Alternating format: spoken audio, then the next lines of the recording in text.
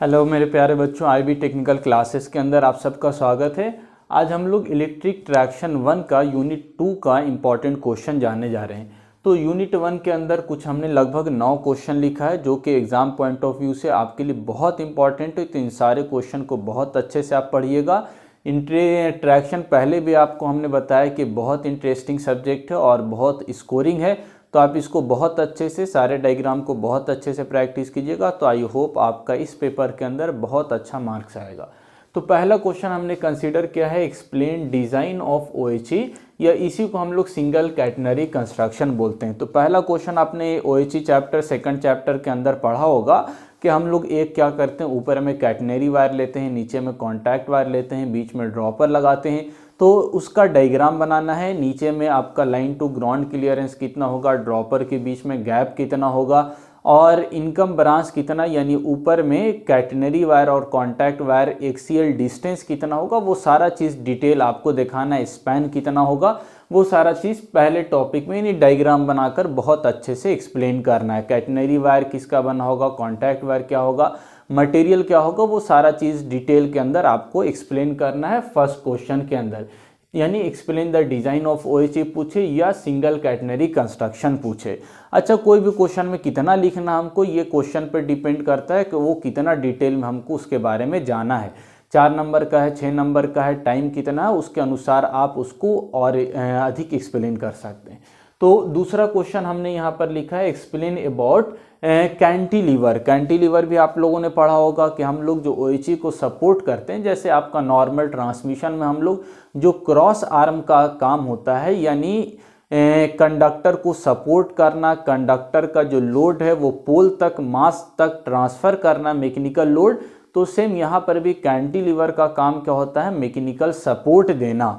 यानी कंडक्टर जो हमारा कैटनरी वायर कॉन्टैक्ट वायर है, इसको मैकेनिकल सपोर्ट देने के लिए हम लोग कैंटिलीवर का उपयोग करते हैं। अब कैंटिलीवर और क्रॉस आर्म में अंतर ये होता है कि क्रॉस आर्म आपका फ्लेक्सिबिलिटी उसके अंदर नहीं होती, वो एक जगह पर स्थिर रहता है, जबकि कैंटिलीवर के अंदर ये प्रोविज़न होता है कि हम लोग उसको, यानी वो स्विवलिंग नेचर का होता है, मूव कर सकता है, जिससे तार के टूटने का चांस कम होता है, क्योंकि हम लोगों को करंट कलेक्शन जो करना है वो रनिंग कंडीशन में करना है। इसीलिए हम लोग क्रॉस आर्म की जगह कैंटिलीवर का यूज़ करते हैं। तो कैंटिलीवर का डिटेल डायग्राम बनाकर उसका पर्पस क्या है, कौन कौन सा आर्म हम लोग यूज़ करते हैं, कौन कौन सा इंसुलेटर उसके अंदर लगा होगा, वो सारा चीज़ आपको एक्सप्लेन करना है क्वेश्चन नंबर 2 में।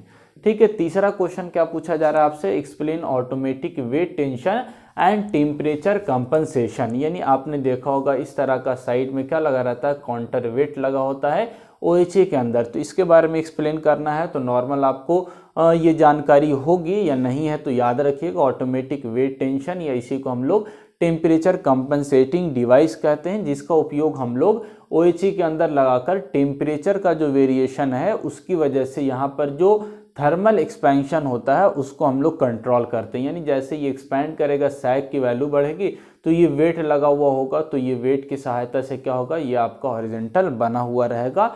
यानी इसके अंदर एक्सपेंशन को या कंप्रेशन को कंट्रोल करने का काम ये ऑटोमेटिक टेंशनिंग डिवाइस या वेट टेंशनिंग डिवाइस करता है। तो इसके बारे में डिटेल एक्सप्लेन करना। चौथा क्वेश्चन है explain the insulated and uninsulated overlap. ठीक है, तो ओवरलैपिंग आपने पढ़ा होगा, नेक्स्ट क्वेश्चन वही है ओवरलैप। तो ओवरलैप क्या होता है, एक तार खत्म होता है, दूसरा नया तार चालू होता है, इन दोनों के बीच में हम लोग लगभग 3 स्पैन का ओवरलैपिंग करते हैं। तो एक तार जैसे लगभग 1.5 किलोमीटर चला, तो अब वो तार को ख़त्म करेंगे, दूसरा तार स्टार्ट करेंगे, बीच में हम लोग 3 स्पैन के अंदर ओवरलैपिंग करते हैं। नया तार और पुराना तार को, एक को ख़त्म करते हैं, दूसरे तार को स्टार्ट करते हैं। तो उस पूरी प्रक्रिया को, पूरे प्रोसेस को हम लोग ओवरलैपिंग कहते हैं।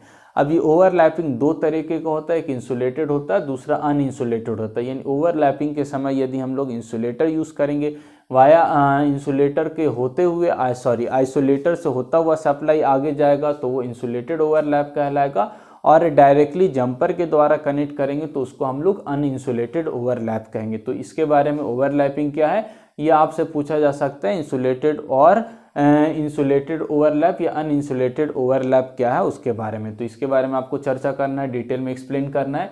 नेक्स्ट क्वेश्चन क्या है, explain the neutral section. Neutral section क्यों बनाया जाता है, किस तरह का होता है, कितना स्पैन में होगा, क्या करेंगे, वो पूरा डिटेल में आपको एक्सप्लेन करना है। तो इतना आप तो आपको मालूम होगा न्यूट्रल सेक्शन क्या बनाते हैं, किसी भी दो सेक्शन के बीच में एक हमारा छोटा सा सेक्शन होता है जो कि पूरी तरह से सप्लाई उसके अंदर कट हो जाती है, यानी सप्लाई वो डेड जोन होता है जहाँ पर कोई भी सप्लाई नहीं होती है। चूंकि हमारे पास ट्रैक्शन सिंगल फेज लोड है, एक आर फेज पर दूसरा वाई फेज पर काम करता है, तो ये आपस में शॉर्ट नहीं करे, इसके लिए हम लोग बीच में एक छोटा सा डेड जोन बनाते हैं जिसको हम लोग न्यूट्रल सेक्शन बोलते हैं। तो उसका डायग्राम बनाकर आपको डिटेल में बहुत अच्छे से एक्सप्लेन करना है। नेक्स्ट क्वेश्चन और 7वां क्वेश्चन आपका एक्सप्लेन द सेक्शन इंसुलेटर। ये सेक्शन इंसुलेटर बहुत महत्वपूर्ण है क्योंकि सेक्शन इंसुलेटर जिसको समझ में आएगा उसी को यहाँ पर न्यूट्रल सेक्शन भी समझ में आएगा, उसी को इंसुलेटेड या अनइंसुलेटेड ओवरलैप भी समझ में आएगा, क्योंकि ये सारा चीज़ यानी हमारा न्यूट्रल सेक्शन की जगह पर न्यूट्रल सेक्शन में भी हम लोग सेक्शन इंसुलेटर का यूज़ करते हैं।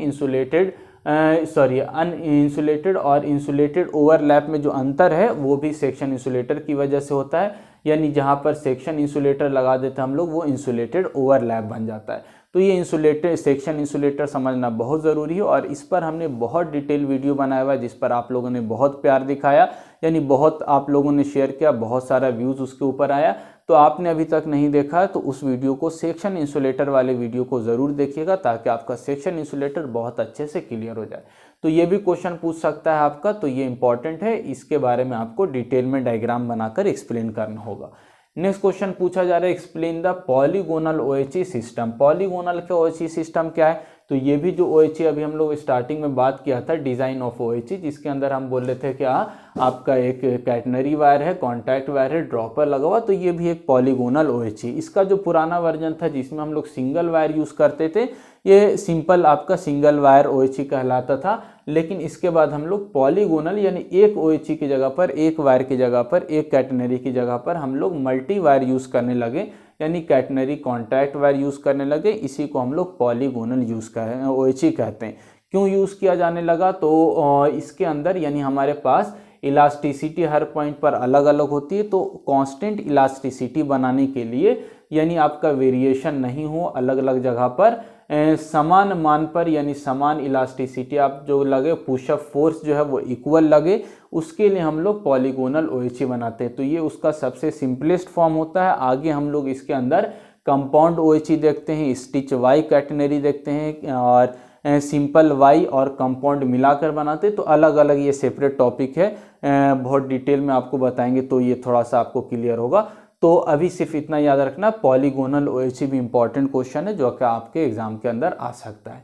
नेक्स्ट और आसान क्वेश्चन हमने कंसीडर किया explain the maintenance of OHE, यानी ओएचई को मेंटेनेंस का हम लोग ओएचई के अंदर क्या क्या काम करेंगे, जैसे इंसुलेटर को साफ़ करना है, जहाँ जहाँ पर इसके अंदर ग्रीसिंग का काम करना है, तो बहुत सारा ओएचई के अंदर मेंटेनेंस का काम होता है, उस मेंटेनेंस के काम को आपको एक्सप्लेन करना है। तो ये टोटल 9 क्वेश्चन है जो कि हमने चैप्टर 2 के अंदर कंसीडर किया और ये चैप्टर आपका बहुत इंपॉर्टेंट, फर्स्ट और सेकंड चैप्टर, और पूरे ट्रैक्शन में हम बोले तो सबसे ज़्यादा इंपॉर्टेंट चैप्टर जो है जिसमें से बहुत क्वेश्चन आता है वो सेकंड यूनिट है, जिसके अंदर लगभग आप देखेंगे सारा ओएचई का जो ओवर वाला पार्ट है, यानी ओएचई से रिलेटेड बहुत सारा इसके अंदर टॉपिक कवर किया। तो ये यूनिट को बहुत अच्छे से पढ़िएगा, बहुत यानी कि सारे टॉपिक इसके अंदर ही, लगभग हम इसमें एक दो टॉपिक नहीं बल्कि बोलेंगे सारा टॉपिक इंपॉर्टेंट है, तो सारे क्वेश्चन को आप बहुत अच्छे से प्रीफर कीजिएगा। आई होप आपको ये वीडियो पसंद आया होगा। मिलते हैं नए वीडियो में। चैनल पर नए हुए तो सब्सक्राइब कीजिएगा और वीडियो को अपने दोस्तों को शेयर ज़रूर कीजिएगा। Thank you.